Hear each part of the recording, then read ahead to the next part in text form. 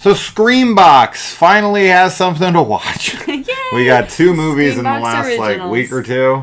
And it was finally, after freaking a year of having this thing, I've only watched maybe 2 or 3 films on the damn thing over that year. And now we've had 2 films in a row. Yeah. And both of them are really damn good. Yeah. So, I mean, I guess they're just quality over quantity, maybe? Yes, that's fine. That's totally fine. I'll take it. I mean, I'd like at least one a month. So this is We Are Zombies. Yes. And this is from the filmmakers behind such wonderful films as Turbo Kid and Summer of '84. So if you are a fan of their prior work, which you should be, Kaylee hasn't seen Summer of '84. No, I haven't. But we need to watch it. But Yeah. Turbo Kid, we have seen. I love Turbo Kid. That movie is awesome as all hell. So if you haven't seen either of their other films, there's some other recommendations for you. But this one is also a recommendation if you like quirky, unique horror comedies. A lot of people are like, I don't want any comedy in my horror. If that's you, then this ain't for you. So we are dealing with a unique zombie film. You don't get to hear that as often as I'd like. True. I love zombie films. There was like a 5-year period where they were making a lot of unique zombie films that really tried to change things up, deconstruct them.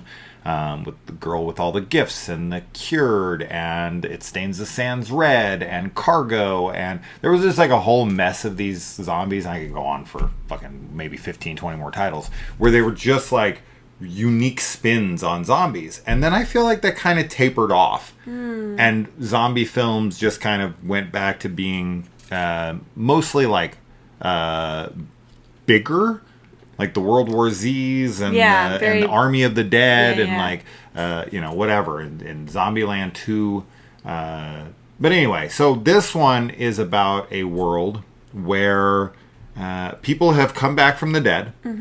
Zombie apocalypse kind of scenario happens. But when you know it, these zombies aren't flesh-eating ghouls. They're just kind of like regular people who were happen to be undead. And so we're living in this world where people are kind of freaking out about it because overpopulation's already an issue. Yeah. And now everyone who died, like, everyone who's dead is what I meant to say. Everyone who dead comes Everyone back. who dead, maybe it's me, is part of the surplus population now. Yeah. And so there's like this organization that rounds up your loved ones if you want to get rid of them because they're just like won't go away. And we follow our main characters here who like to intercept these calls. They take the loved ones to some like back alley dealer who buys zombies, and they end up getting themselves in trouble doing this because you can't rip off corporations. They're going to catch you eventually. I mean, just a super, super fun film. One of the most fun films you'll watch this year. It's really all about the characters, right? Totally. Yeah, I had so much fun. I really loved this movie. Like I said, I love zombie movies, and I think that zombie horror comedies work really well because there is just this like inherent funniness about people's like just being dead and like reanimated and trying to do things with like their rotting corpses, or like, I don't know. I love that it's kind of like slapstick humor, I guess. But the characters are wonderful. I think that they are so charismatic. I really bought into all of them. I love their dynamic. I actually laughed during this movie a few times, which is something we always joke about, that I don't typically laugh in comedies, even if I find them funny. But I did laugh during this movie, and I thought they were all very endearing. I really liked I don't know what his character's name was, but the bigger guy. Okay. He was probably my favorite because he was just like, I don't know, I thought he was super cute, and he's the lovable idiot. He's so lovable. He was so lovable. But yeah, it's really fun. There's some unique stuff that happens here, and yeah, definitely some things happen that I was not expecting. The film likes to take risks with it, and where it all ends up, The ending The was ending's a surprise. so great. Yeah, it was totally a surprise. You know, definitely leaves off for a sequel that I would watch for sure. And, you know, crazy enough, even though this is like really goofy and silly, this actually, I'd have to really think about it. I always do this, but I've watched over 150 2024 horror films this year now. But this definitely is a contender for me for my favorite, like, monster look. Oh, There's a monster in this that's like fucking wild looking. Scary looking. And he's scary. Yes, and the way he like moves and like the power of him and everything. I was like, Jesus. Yeah, he's on the cover.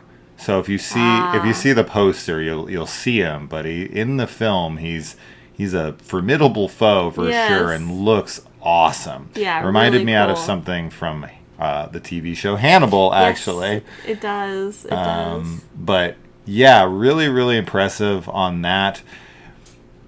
Areas where the movie might have lacked a little bit for me, I would have liked to have seen a bit more practical gore. It has it. For sure. It totally has it, yeah. It definitely has it, but the Turbo Kid guys, I feel like that's their wheelhouse. And I feel like with this concept, things could have gotten more insane. But that could be due to budget issues, and I completely understand that. So I hope this takes off a bit, and we could get a sequel where they could fill in that gap for me, because I know they're capable of it, because Turbo Kid is so fucking wild with its gore in places, and this is too. This doesn't have any super memorable kills for me, but they're still good. Yeah. I feel like this should have more memorable kills that I'm like, because that would have set it over the top for me. That would have put it in a like top 5, top 10 area. Could this make my top 10 right now? I don't know. It's in contention. Like it could. But it's very good. It's very good, and we've gotten a lot of really great films this year. Oh my god! So it's really hard for me to just like off the top of my head think. But yeah, this in the last month. If this isn't in the top 10 for some reason, it's definitely very close. It's like it would be 11 if it doesn't make the top 10 at the very least. But I'd have to look, because I really had a great time with it. I think it's super fun. But I agree with you, though. I think that, like, having maybe some more memorable kills would have, like, put it into, like, the top 5, perhaps. Yeah. But, yeah. It was good. It was really good. Yeah, this last month, month and a half, whatever it's been, definitely the last 2 months, but I think it's only been, like, a month and a half. There have been so many films, like, I think 4 of potentially my top 5 favorite films of the year came out in the last month and a half. It's been just killer film after killer film. So this year has been just stellar. Yes, it really has been. I didn't know what to expect from this year. You know, we were coming out of like COVID, and the first couple years, like first year after COVID, it was like, you know, obviously they weren't making a lot of films, and it was like, okay, I don't know. And then I felt like they were like really heavily loading the next couple years, and then I thought by the time we were getting into this, we were going to start to get more stagnant, because they like front loaded a lot of films to like make up for recovery of like financial losses during COVID, so they kind of pushed all of their big good stuff out, and then for like a year or two we were going to kind of be like in a wasteland, and we were only going to see maybe a few good films this year. Not the case. Not the case, and we still have so many more to go in the year. Oh my god, so many. We have Nosferatu, which is like a big, you know, could be really huge for a lot of people. Terrifier 3, obviously, like that's as far as kills, you know, go. Like that's going to be one to be on the lookout for. And Smile 2, so many. And, Beetlejuice. I mean, that's I guess maybe more like family friendly, but still. We got like 50 films still coming out this year. Totally. And then we always... I'm like stoked about. Yeah. And then there's always the films that we find that we've never heard about that end up being like incredible for us. Like Oddity was one of those. I didn't know this movie existed until a week or two ago. Totally. When I saw it was being released on Screambox from Fantasia Fest, that this was coming out, and those the Turbo Kid guys. I had no idea. Yeah. I had no idea Strange Darling was a thing until maybe a month or so ago. You know, so you never know. By the time October rolls around, you know, it can come. It's so many titles can come out of nowhere. So this year is just getting going because we're not even in like spooky season yet. That's usually September, October. Yeah, we haven't reached the Burr months. No, those are the important months. Yeah, those are. So for me, it's like, and then there's even after. There's the November and December releases where we get a bunch of cool stuff typically every year as well.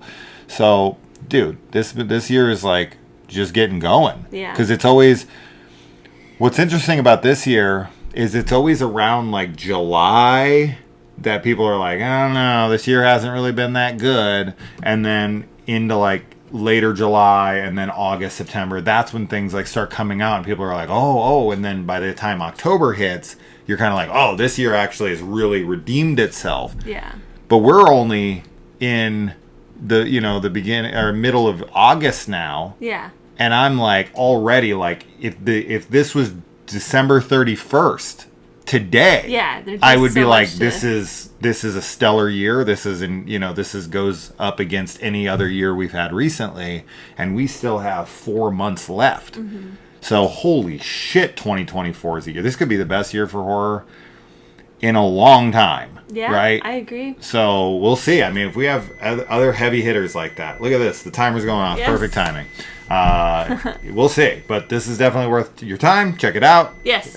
It's on Screambox. It's super cheap. But and we do get another one this year later on at the end of the year, at the end of this month. I can't remember. The Funeral. I think it's called The Funeral. Okay. I don't know anything about it, but that's the other Screambox original this year. Look for it and let us know. Adios. Bye.